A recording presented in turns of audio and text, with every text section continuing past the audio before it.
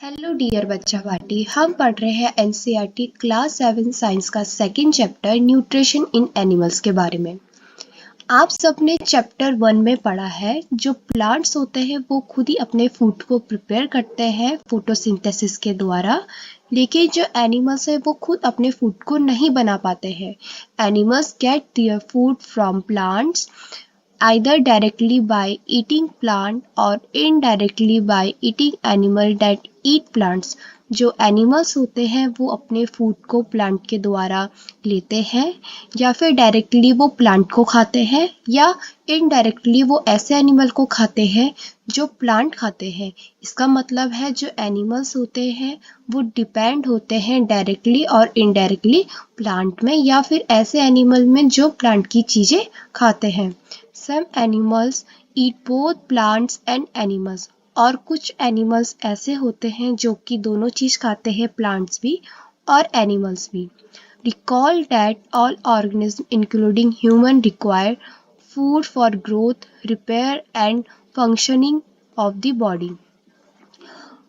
और अब हमने एनिमल्स के बारे में तो पढ़ लिया है, अब कुछ हम ह्यूमन बींग्स के बारे में पढ़ते हैं। ह्यूमन बींग भी डिपेंडेड होते हैं प्लांट्स में या फिर ऐसे चीज़ में जो कि प्लांट्स की चीज़ें खाते हैं। वो फूड इसलिए लेते हैं ताकि उनकी प्रॉपर ग्रोथ हो सके, उनकी जो बॉडी है वो ठीक से रिपेयर हो सके, मतलब जो अंदर की चोट है या फिर बाहर की चोट है वो जल्दी से ठीक हो सके और पूरी बॉडी अच्छे से फंक्शन कर सके। Animal nutrition includes nutrient requirement, mode of intake of food and its utilization in the body। जो एनिमल न्यूट्रिशन लेते हैं वो 3 चीज़ों में डिवाइड हुआ है। पहला है कि जो फूड वो ले रहे हैं वो कौन से रिक्वायरमेंट का ले रहे हैं, मतलब उसमें कौन कौन से न्यूट्रिएंट्स प्रेजेंट है वो बताएंगे। Mode of intake of food, वो जो फूड ले रहे हैं वो किस तरह का फूड ले रहे हैं। और तीसरा ये है यूटिलाइजेशन इन दी बॉडी, जो वो फूड ले रहे हैं उससे उनकी बॉडी में क्या यूटिलाइजेशन हो रहा है, क्या उपयोग में आ रहा है। तो ये 3 चीज़ों में डिवाइड हुआ है। You have study in class 6 that food consist of many components. आपने क्लास 6 में पढ़ा है जो फूड होता है वो उसके भी बहुत सारे कंपोनेंट्स होते हैं। तो आपको नीचे जो नंबर्स दिए गए हैं उसमें आपको फिल करना है कंपोनेंट्स कौन कौन से होंगे फूड के, जैसे कि कार्बोहाइड्रेट, फैट, प्रोटीन, तो उसके आप नाम लिखोगे और भरोगे। The component of food such as carbohydrates are complex substance। जो component ऑफ फूड होता है जैसे कि हो गया कार्बोहाइड्रेट, वो एक कॉम्प्लेक्स सब्सटेंस है। कॉम्प्लेक्स सब्सटेंस का मतलब होता है बहुत सारे सब्सटेंस को मिलाकर बना जाता है, उसको कॉम्प्लेक्स सब्सटेंस कहते हैं। This complex substance can not be utilised as such. और जो कॉम्प्लेक्स सब्सटेंस होता है हम उसको यूटिलाइज नहीं कर सकते, सीधे सीधे यूज नहीं कर सकते। So they are broken down into simpler substance. इसलिए वो छोटे छोटे पीस में टूटा जाता है, फिर वो एक बहुत छोटे से सिंपलर सब्सटेंस देता है। The break down of complex components of food into simpler substance is called digestion. जो कॉम्प्लेक्स सब्सटेंस छोटे छोटे पीस में टूटा है, ब्रेक डाउन हुआ है, वो फूड, उसी फूड को हम कहते हैं डाइजेशन। इसको हम छोटे एग्जांपल में समझ सकते हैं, जैसे कि हम कोई फूड खाते हैं, वो एक कॉम्प्लेक्स सब्सटेंस हो गया है, फिर हम जब उसको च्यूइंग करते हैं तो वो छोटे छोटे पीस में टूटता है, ब्रेक डाउन होता है, तब हमारे स्टमक में जाके डाइजेशन होता है। इसी को हम कॉम्प्लेक्स सब्सटेंस कहते हैं। अब आते हैं हम नेक्स्ट टॉपिक में, different way to take food. अब हम फूड के बारे में पढ़ेंगे जो हम खाते हैं, किस किस तरह के फूड होते हैं। The mode of take food into the body varies in different organism. कोई भी लिविंग ऑर्गेनिज्म जो फूड लेती है वो वेरी करती है कि किस तरह का वो ऑर्गेनिज्म खा रही है, किस तरह का वो फूड इनटेक कर रही है, वो डिपेंड होता है उस ऑर्गेनिज्म में।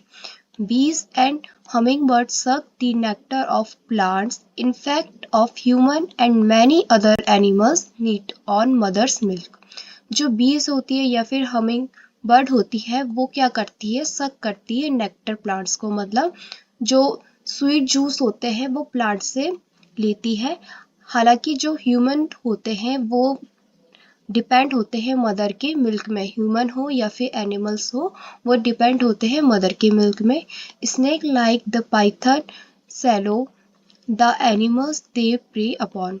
और जो स्नेक्स हो गए जैसे कि पाइथन हो गए, वो एकदम से जो छोटी चीज होती है जैसे कि फ्रॉग हो गया, मेंढक, वो निकल लेती है तो वो उस तरह से अपना फूड को लेती है।